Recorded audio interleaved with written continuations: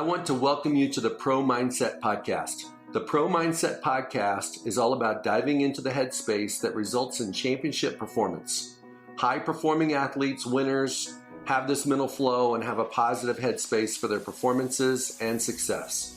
Join me, Craig Domann, sports attorney and NFL agent, on this podcast. I will interview pro athletes, college athletes, football coaches, and sports personalities.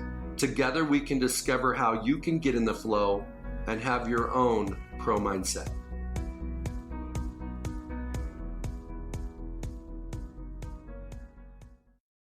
Okay, so Aaron, I want you to play GM for a minute. Okay. And, you know, GM comes into play in so many places, whether it's who you draft, who you sign in free agency, who you let go in free agency, final roster cut down, those very important personnel decisions, any heated position battles, possibly a new guy versus an old guy, a money guy versus a cheap guy. But here's the part that I want your opinion on. When you're a GM, do you want the guy, as you mentioned, that's got the tools, or would you rather have the guy that have the instincts? Would you rather have the guy that's got the potential or the guy that has the performance? How do you balance that? It's a tough balancing act. You want to have a mix. But if I had to pick a guy, I would like to go with the proven guy, especially in a year like this one, the veteran guy. And I would go off for a track record. And to me, I mentioned corner. I think Jadaveon Clowney would give them a better chance than, say, Lonnie Johnson, who might have more upside. But I think for this kind of season, I'd probably go with Clowney. And I don't know if Clowney, is going to be dominant, but I think he's going to be solid. Whereas, like with Lonnie, I'm worried that he may make a critical mistake. And I think that's how a lot of coaches think. But at some point, you got to let guys sink or swim, especially at the cornerback position. And you got to, bet on potential too. I think you can figure that out without necessarily having to just bench a guy and just put him out there on an island and say, okay, we think that this guy who knocked it down a couple passes is never going to pick the ball off or be able to shadow a really good receiver. So let's try this guy that, tested well and we think has potential. I think it's a tough balancing act. But if it comes to me, I believe in performance. And you look at, say, like Tom Brady. Are there more physically talented quarterbacks than Tom Brady? Absolutely. But if I had to win one game, I think I'd pick him. And I just would believe in, what he's done before in big games. And I'd give him that chance. That's just me. Well, Tom Brady in his prime versus, some of these younger quarterbacks in their prime that haven't hit their prime yet is a fun question to consider. But Tom Brady's proved it. Tom Brady's done it with inferior receiving core. He's done it with kind of a vanilla offense most of his career. He's never truly had Julio Jones playing for him, a player like a dominant receiver type. He had Randy Moss for a few years, and they never won a Super Bowl. I think I remember the first time I met Tom was at the Citrus Bowl. I was in a small newspaper. It was Michigan against Arkansas. They had the Citrus Bowl. And I thought he was a really nice guy, and he kind of like a member of fraternity. And he wasn't very physically impressive, but he's just a really smart, nice guy to talk to. And at the time, I'm not thinking like, well, this guy will go on to this. I'm just, meeting him and talking football with him. And that was the first time I met him. And so I always remember that. And I was thinking, well, that was the first time you talked to this person. And I always remember the first time I talked to Ray Lewis. And when I got to Baltimore, it was actually after they won the Super Bowl. My first year was 2001. So you kind of think back about people and like, well, what's your first impression of them? And it's just always, to me, it's like a fascinating thing to think back. And I do this a lot. It's sort of an exercise for me. Oh, yeah. I remember the first time I met John Harbaugh. John Harbaugh is interviewing for the Ravens job. And I'm getting some text that he's making a good impression on Steve Bisciotti. And they haven't been that excited about some of the other candidates.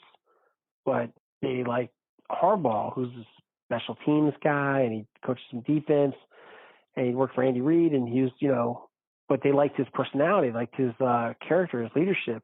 He was checking a lot of intangible boxes. And later, I remember talking to Machadi. He said, I've hired a lot of people. I'm a CEO, made my own business. The Allegis Group, it was originally Aerotech. He started this business out of his basement, this technical staffing firm. And he said, I had a hunch about John Harbaugh.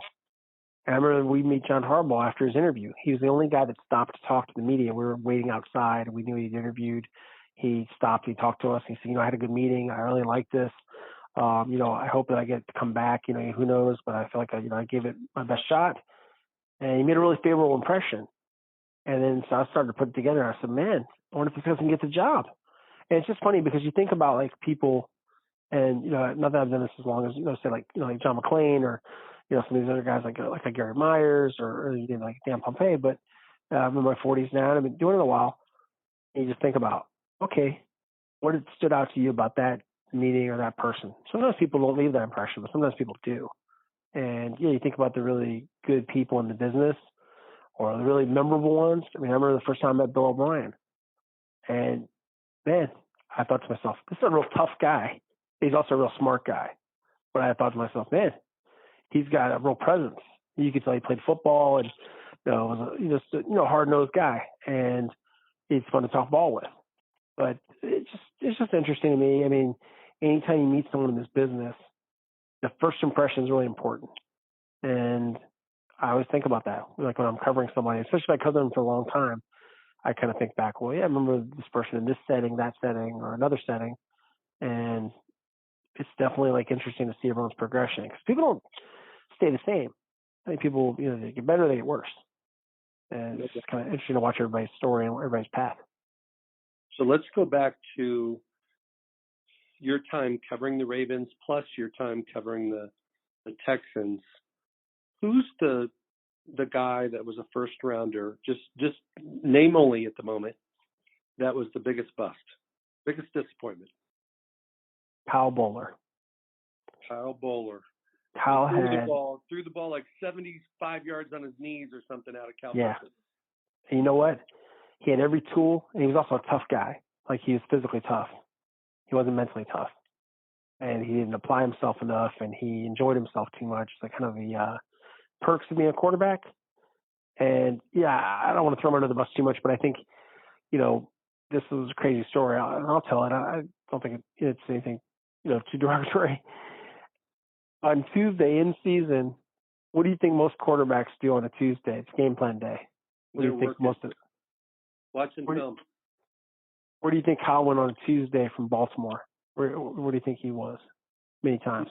Eastern Shore. He went to California to hang out with Nick Lachey, reality star. And he was available via phone. And he didn't do that all the time. He did it a few times.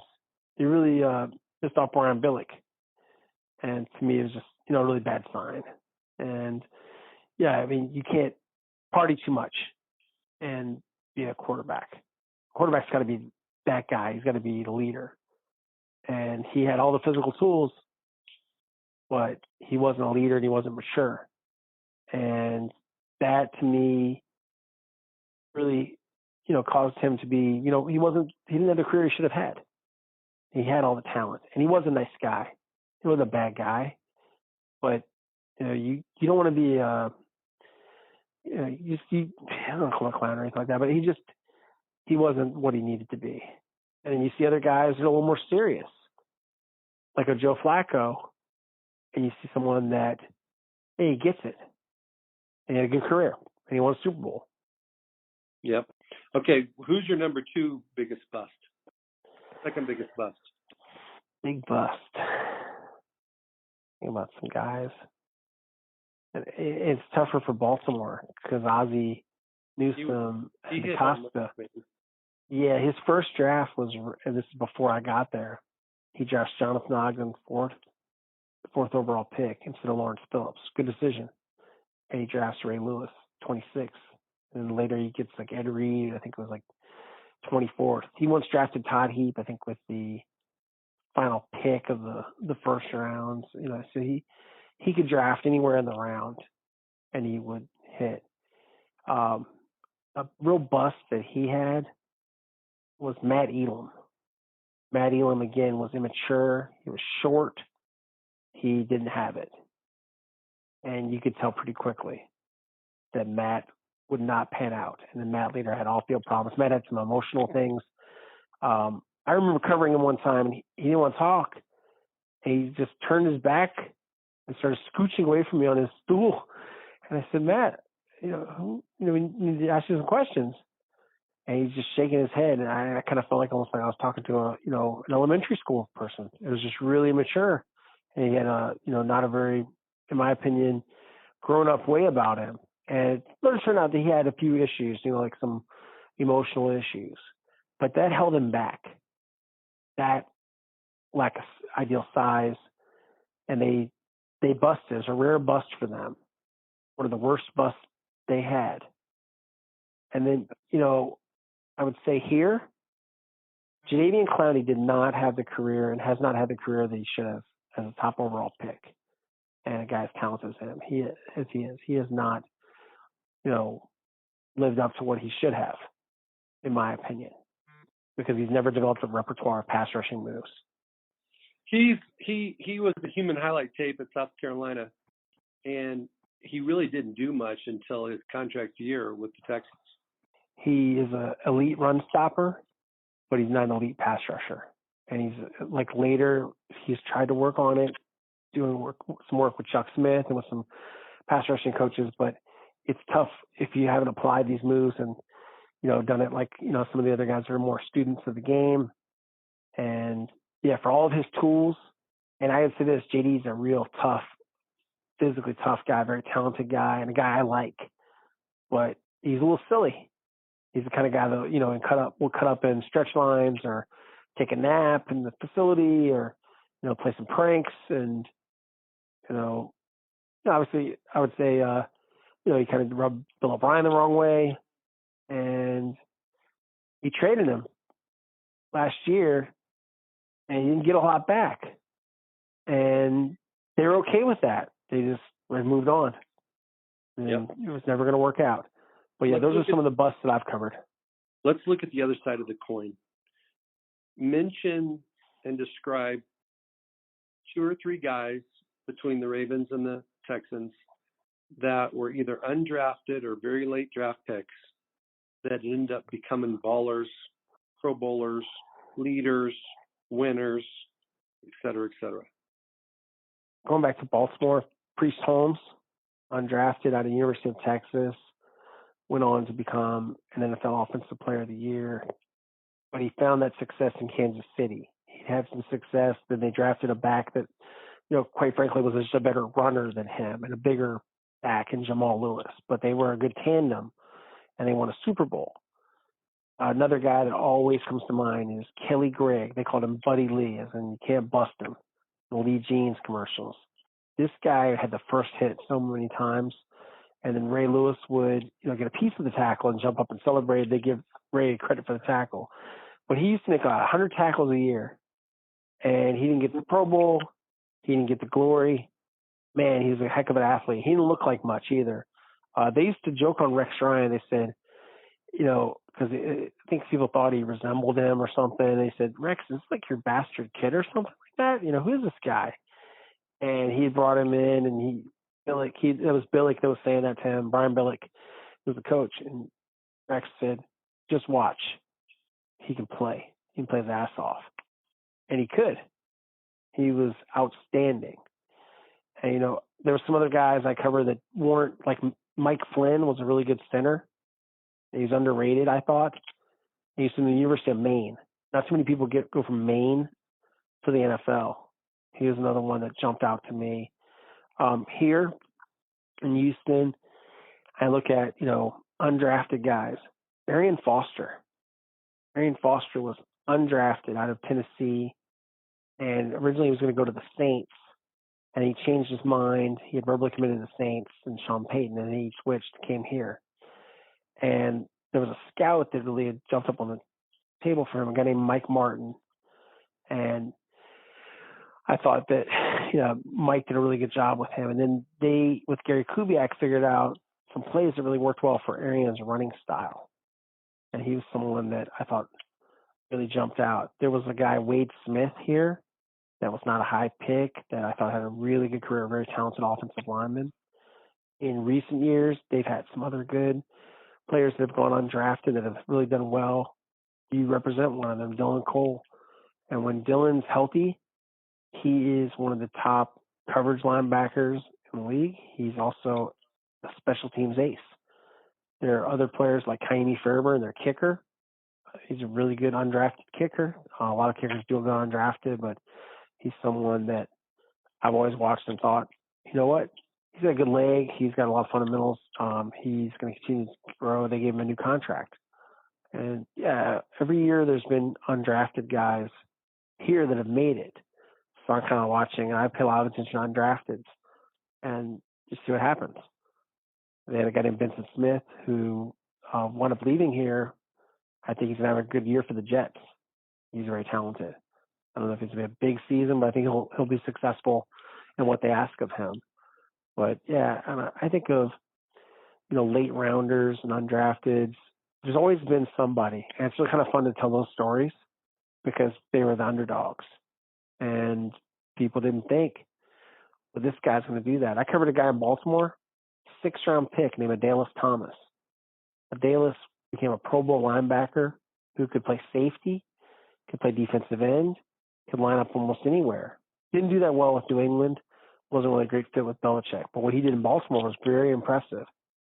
And so he was someone that I covered. It was a 6th-rounder that I thought was really, really good. And there's always like someone like that kind of will come out of nowhere. It's not always the first-rounders. It's like the meat of your roster can be the late-round guys. And so you just keep kind of looking for those stories and thinking, who's going to be the next guy? There's a guy this year that they drafted in the 5th round out of Rhode Island, Isaiah Coulter. One of the reasons that Bill O'Brien and John Perry wanted him, they're both Brown guys. They were Brown University. That's where OB played. And John Perry went there, and he dominated Brown. So that meant something to them. That kind of got him on their radar. But he's a speed receiver. He's a tall guy, and I know he's very hungry. And I'm interested to see how he'll do. Okay, Aaron. So we have a bunch of these guys that were drafted really high that arguably are busts. Kyle Bowler, Matt Elam, Clowney.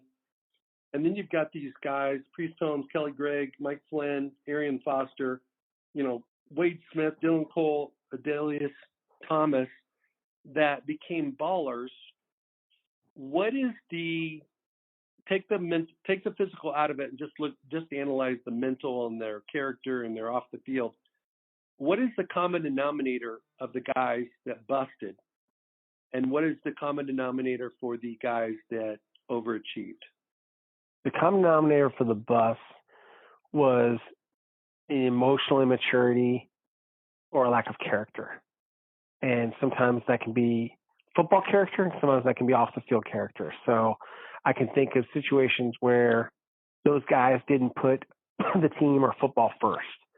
So it's a combination of like emotional immaturity, selfishness, some poor judgment, and a pattern of it, not, just one thing. Because I don't believe in judging somebody off one thing. If I believed in that, or if the league did, then, Larry Tunsil, for example, is now a Pro Bowl left tackle here and the highest paid left tackle in the game. He had a really embarrassing situation when he was coming out of Ole Miss. He's in a gas mask. His social media got hacked. He's wearing a gas mask. He's, smoking marijuana through a gas mask. And it's, really. You've done that too, right? I didn't do that. Okay. I would tell you if I did. But yeah, Laramie, and so that's the image most people have. And you know what? And Laramie's a really good football player. He's a nice guy. And he actually really works really hard. He lifts weights, lifts really heavy weights. He's trained really hard.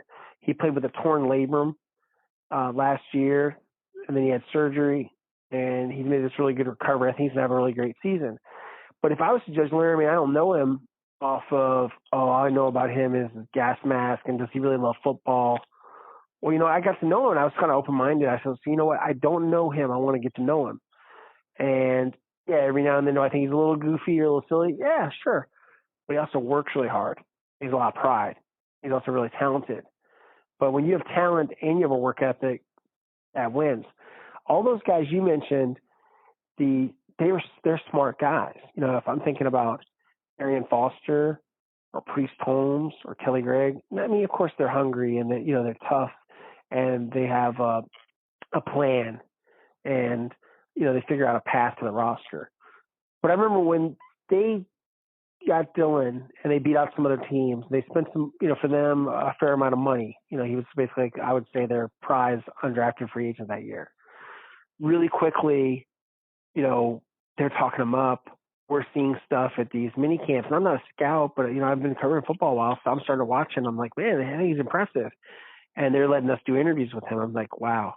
They're letting us talk to an undrafted guy and do interviews with him, do like features. They must think he's really good. And the word was, around the team that they think he had a good chance to make the team. And so I was getting a vibe like, hey, I think he's going to make it. And not only does he make it, but he makes some plays. He's in the games, he's making an impact. And I think, you want to see the intangibles match what you see on the field, but you can get a feel for a person. So, and again, by the way, congratulations to Dylan. The wedding pictures look great. I'm also a newlywed, and I look forward to, talking to him at some point whenever I see him. But yeah, congratulations to Dylan Cole and his wife. But I think, if you're even kind of a decent judge of people, you're going to come away from an encounter with him saying, okay, I feel like I have a good feeling about this guy. And you have to kind of trust your gut, your instincts, your hunch on someone, and also what other people tell you.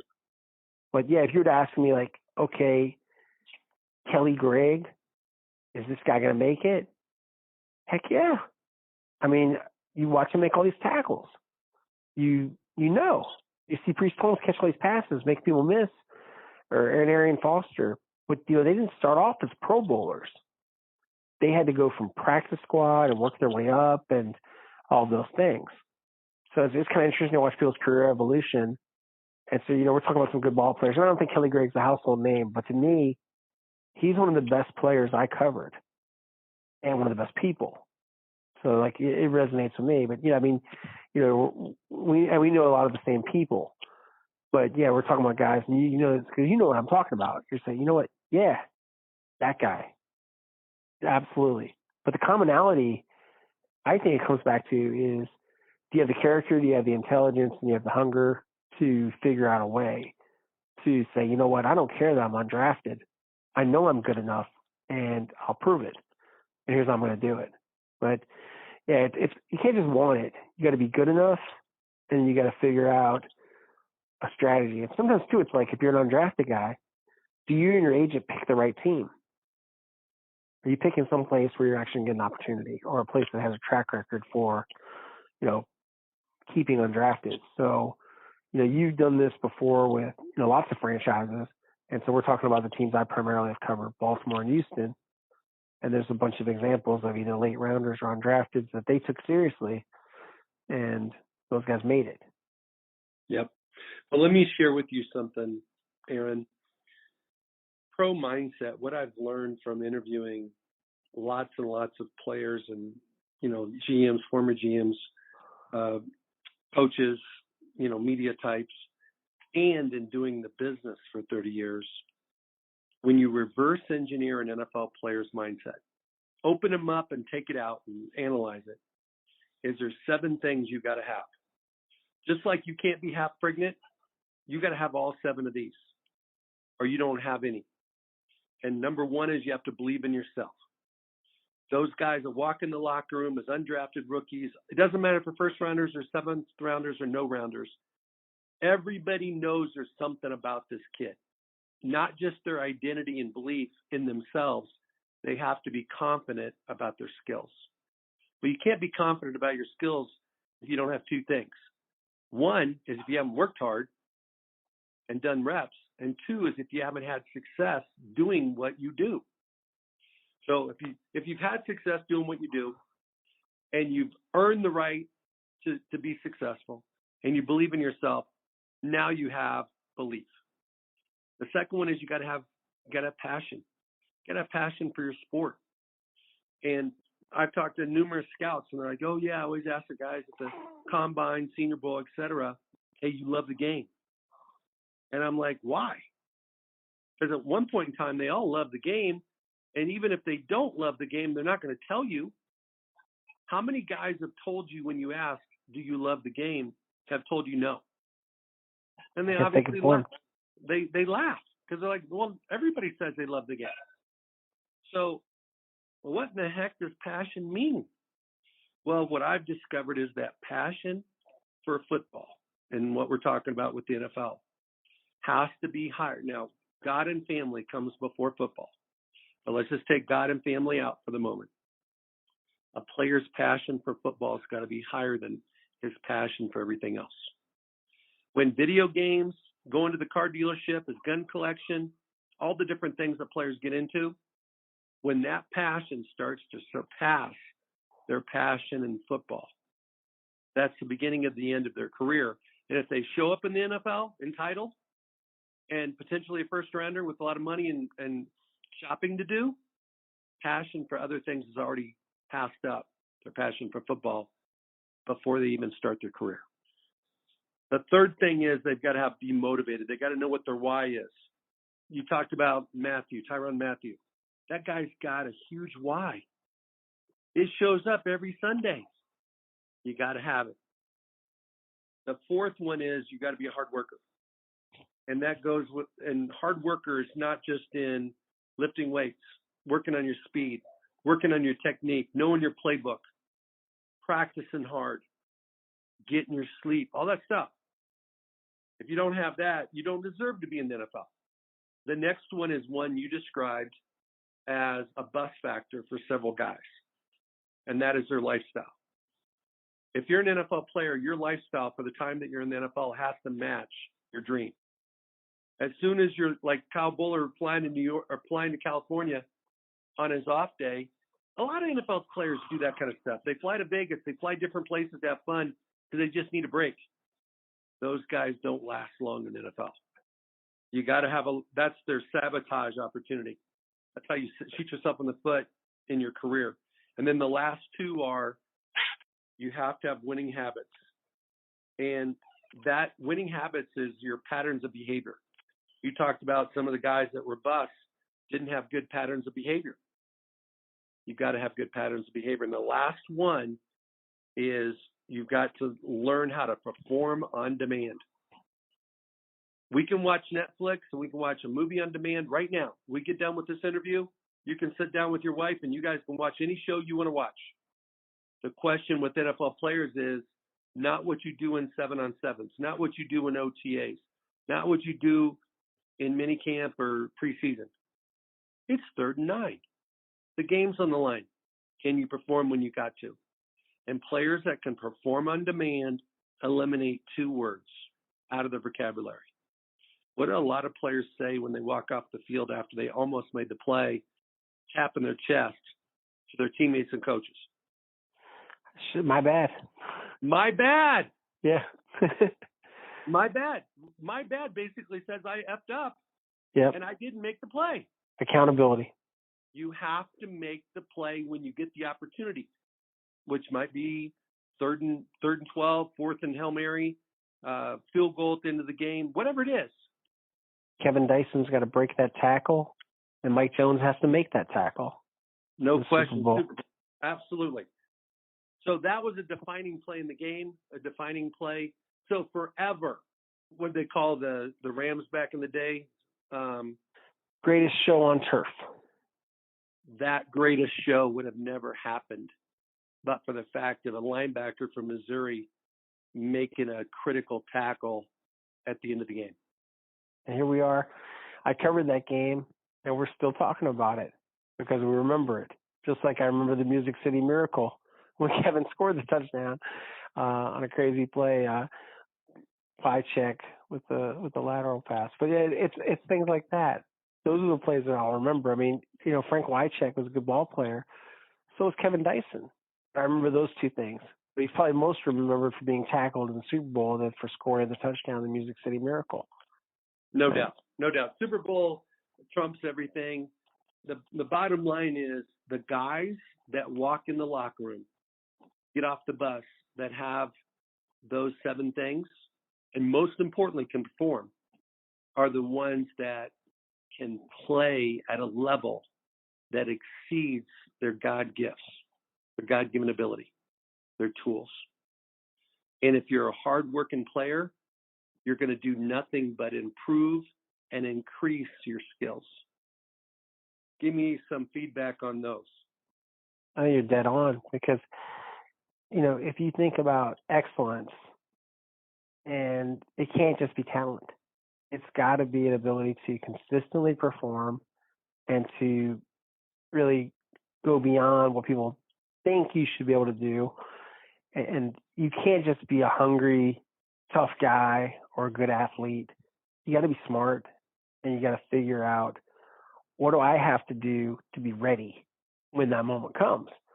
And that means the film study, the weightlifting, the running, the knowledge of the opponent, the scouting. All of those things come together and they culminate. I also believe sometimes you make your own luck, and you can be at the right place at the right time because you prepared, because you're in good shape. That's something people don't talk enough about. What's your stamina like in the fourth quarter? If you're a good athlete and you're a well-conditioned athlete, you're going to be fresh enough to break on that football if you're a DB and, pick it off and not just pick it off, but maybe take it in and score. Those are those opportunities. Or maybe you're a guy that, a fumble or scoop and score situation. You are athletic enough and you can bend your knees and you're coordinated and you've practiced that drill. Practice everything. You're ready for it all. You're a good tackler because you work on it. And because you visualize and you watch tape and you think about your technique and you don't just go out there throwing your body around. A lot of guys can do that. A lot of tough people in the, either in or out of the league. But yeah, I think the smart guys, I think about guys I covered. I think about like Ray Lewis, and he was really smart. He's also a really good athlete. He wasn't actually the biggest linebacker in the world, but man, he could really hit. And a lot of his power and his torque, everything that he could put into his tackles came back to technique. He was a great wrestler in high school in the 189 class growing up in Florida. And he would always talk about that. How did I learn to tackle? Wrestling. And it's interesting because there's a technique he'd honed, and then he was able to adjust when they changed the tackling rules to avoid penalties. You think about guys really instinctive. Ed Reed was a little bit, I would call him eccentric, a little bit crazy like a fox type of guy. Yep. Ed Reed's one of the smartest players I ever covered. And he could bait Peyton Manning and make Peyton Manning make mistakes. Peyton Manning doesn't make any mistakes. But Ed Reed could sometimes make him pay. And you think about other guys. One of the toughest guys I covered, regardless of position ever, is Hines Ward. Hines Ward almost decapitated with these crackback blocks, which are now illegal. At that time, they were legal. Art Scott, Ed Reed took their head off. Biggest hitter, really tough guy. And of course, the Baltimore fans hated him. You know what I thought about him? Man, I really respect this guy. He's that tough that he's making the Ravens. The Ravens are bitching about him. To me, that's a guy.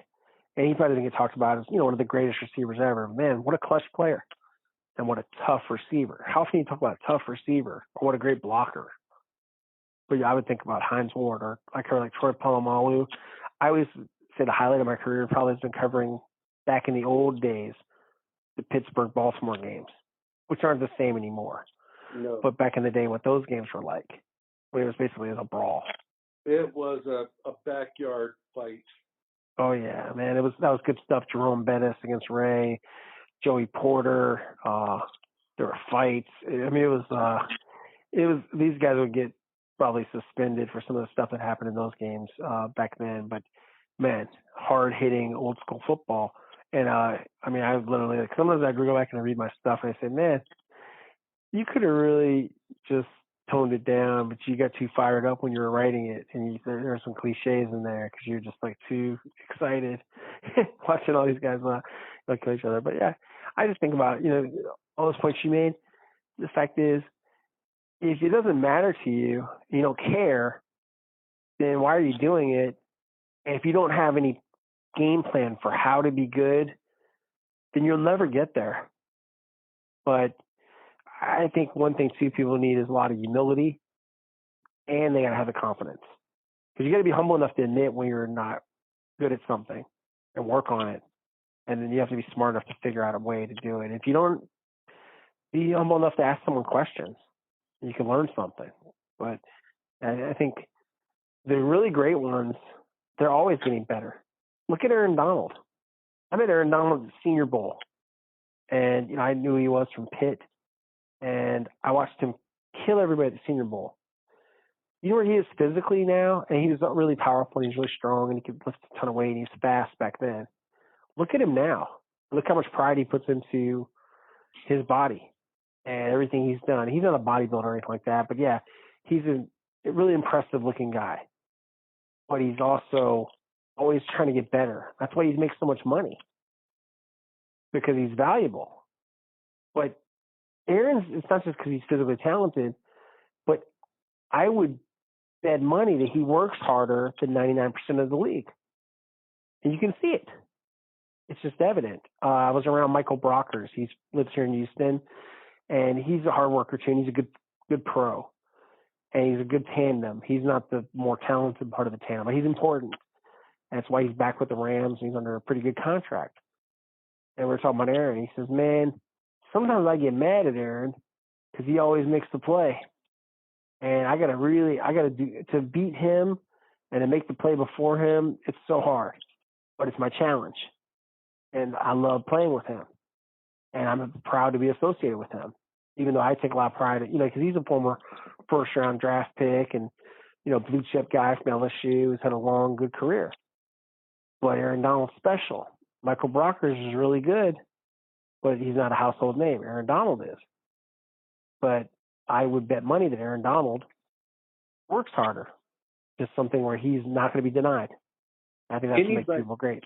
Any player that's offensive or defensive MVP of the NFL, they can't just do it on talent. They've got to be hard workers. JJ, Peyton Manning, Patrick Mahomes. It doesn't matter which guy it is. Yes, they're all talented. But those dudes are real dudes when it comes to work ethic. Oh, yeah. JJ is legendary. I mean, JJ was a self-described. He was a walk-on. At one point, he was, delivering pizzas. When he was at Central Michigan, he transfers to Wisconsin, walks on, and then he makes himself into a first-round draft pick, 11th overall pick of the draft, and 3-time NFL Defensive Player of the Year. Watching a Hall of Famer, watching greatness, watching a guy that tears his pec and has surgery, then comes back for the playoffs. Guy that's broken his leg, very gruesome broken leg, had herniated discs, come back from all those injuries. When he got hurt last year, he was leading the NFL in quarterback pressures. He's 30 years old. And there's a lot of tread off the tires, of course, because he's been out there playing this game, playing it the right way. But yeah, JJ was an underdog. People don't think about that. At some point, someone told JJ no. But he didn't accept the no. He wasn't going to take no for an answer. Look where he is now. So I saw him playing college at Wisconsin, and he was a man among boys. Came out after his junior year, and he transformed his body during that off year when he left Central Michigan and then walked on at Wisconsin. And he had, I don't know what his motivation was, but he had a huge, huge motivation. Otherwise, he wouldn't have turned into what he's become. You can look at those photographs, what he looked like in high school and college, early college years, where he is now. But he worked his butt off. And now all 3 Watt brothers are in the NFL. 2 of them on the Steelers. TJ and Harris. That's totally crazy. 3 kids in one family. I know everybody makes, there's. If you meet the parents, they're impressive people, and they're very, come from a blue-collar background. The dad is a firefighter. John Watt is a real regular guy. I've been on airplanes before, road trips with them, and met them, and they're real involved with their kids, plan their whole fall around what games they're going to go to, and looking forward to Pittsburgh versus Houston. It's going to be awesome. Super Bowl. It'd be pretty cool. That would be cool. Aaron, I've taken up a lot of time tonight. I want to thank you very much for being a guest on the Pro Mindset. I want to thank you for your wisdom, for your experience, for your friendship, for your professionalism and doing what you do. I wish you nothing but the best, and I pray that we have a full NFL season in 2020. Absolutely. Great sentiment, and appreciate you. And thank you for your friendship, and just enjoyed our conversation. This was a lot of fun. Awesome. Thank you for listening to this episode of Pro Mindset. If you enjoyed this podcast, please subscribe, rate, and review this podcast. You can follow us on our website, promindsetpodcast.com, or on Instagram, Twitter, and Facebook at Pro Mindset Podcast. Thank you so much for listening. We'll see you the next time.